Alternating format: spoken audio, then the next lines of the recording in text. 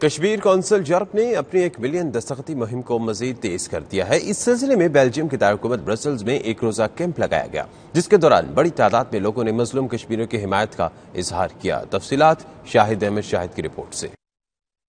Kashmir council Europe کی team کی جانب سے بیلجیم کے دارالحکومت برسلز کے سینٹرل ریلوے اسٹیشن کے سامنے یورپ چوک میں 1 روزہ کیمپ لگایا گیا۔ اس موقع پر chairman Kashmir council EU Ali Raza سید کا کہنا تھا کہ مقبوضہ کشمیر میں بھارتی مظالم کے خلاف اور مظلوم کشمیریوں سے اظہار یکجہتی کے لیے یہ کیمپ لگایا گیا ہے۔ ہم مسئلہ کشمیر کے منطقی اور منصفانہ حل تک کشمیر کی جدوجہد آزادی کی حمایت جاری رکھیں گے۔ انہوں نے مطالبہ کیا کہ مقبوضہ کشمیر میں اقوام متحدہ کے ذریعے رائے شماری کرائی جائے۔ کشمیر کونسل EU کی کمپین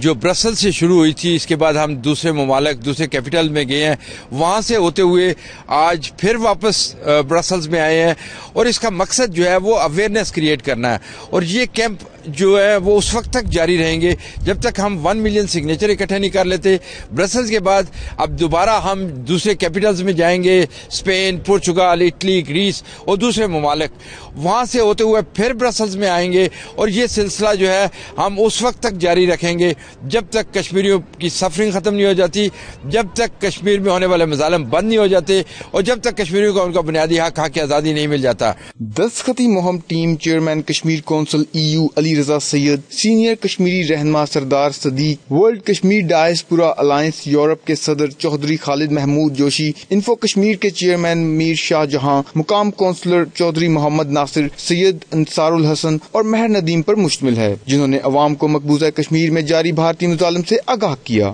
کشمیر کونسل EU نے جو یہاں 1 ملین سگنیچر مہم شروع کی ہوئی ہے، یہ پورے یورپ میں پھیل کے آج دوبارہ برسل میں آئی ہے، اور انشاءاللہ تعالی ہم اس وقت تک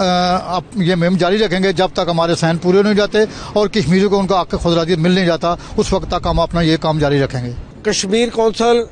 EU کی طرف سے جو ملین سگنیچر کی مہم ہے پورے یورپ